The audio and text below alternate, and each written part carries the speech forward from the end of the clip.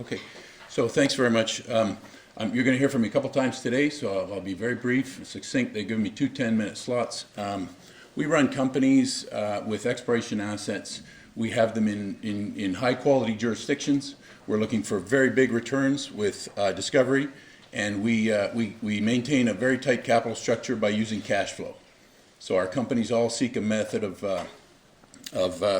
having and developing and nurturing cash flow so that we can constrain our share issuance, which will allow us to revalue as robustly as possible with discovery. So this one's the Yukon. We've had this for quite some time. Yukon's the White Gold District's been a hub of activity for significant gold discovery in Canada. We're right in the middle of it, and we had some very significant developments in the summer of this year.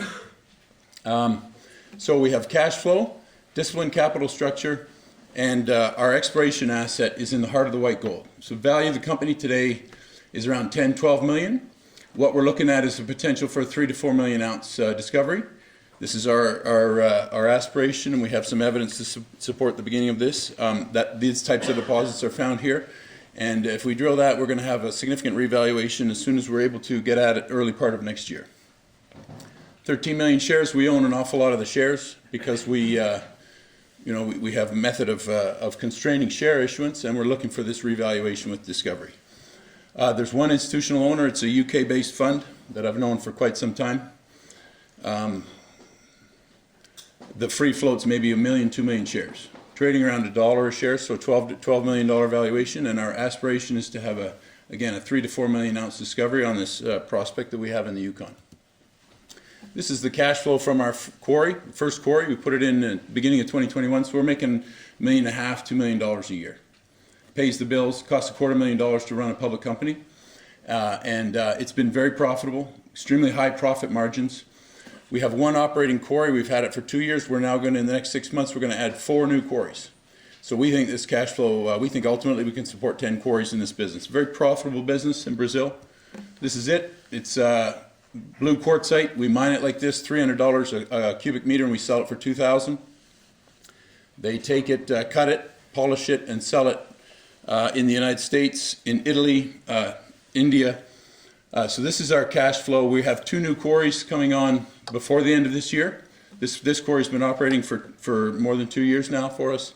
And then we have 2 in the beginning of next year. All different, slightly different material types. It's a super exotic stone, very profitable, cash-based business. This is it in Naples, Florida. I went there on holiday in our first year. Went to a warehouse. They had our material. I was surprised. They had sold it all. She was concerned she couldn't get more of it. I asked her to bring it up, but they're selling it for $150 a square foot. It costs us all in, paying ourselves that margin, $14 a square foot to deliver to them. So we're leaving a lot on the table. And they're buying. We have about 6 buyers buy at least 100 cubic meters a month from us now. So we're running consistently profitably from one quarry, and we're about to add 4 new quarries. This is our exploration asset from which we're expecting alpha. So the yellow is Newmont. That's the biggest gold company in the world, public gold company. The Casino deposit is $100 billion of copper and gold, 20 million ounces of gold, 11 billion pounds of copper. RTZ and Mitsubishi have each put in $25 million. And then Agnico Eagle, a $30 billion company, supports the white gold that's around there. So we're right in the middle of a established mining camp. That's the theme that we follow. Newmont's building 17 kilometers of a road through our ground.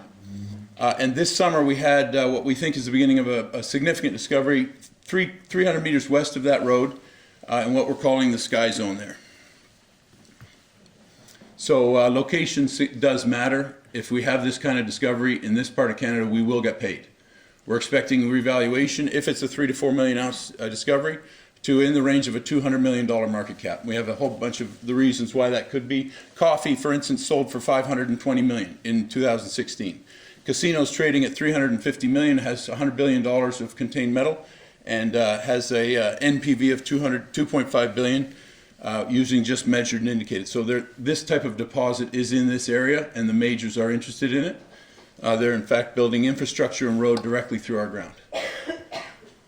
This is just a summary of all the data for what's going on in this area, but you have the biggest balance sheets in the mining business here.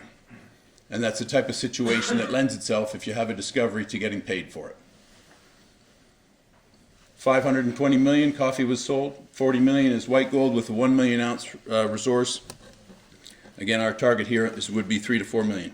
So I've got to go. This is our ground. 17 kilometers of road. So basically, we made announcements on this. We can only drill for about 9 months of the year there, because it's minus 40 degrees for about 4 months in the Yukon. This is a fantastic jurisdiction. We have, on October 20th, we put out our results from this summer. We think we're on the beginning of a 3 to 4 million ounce discovery, right off the road that Newmont's building, and we'll get their attention. So market cap's 12 million. We're adding new quarries. We don't want to issue shares.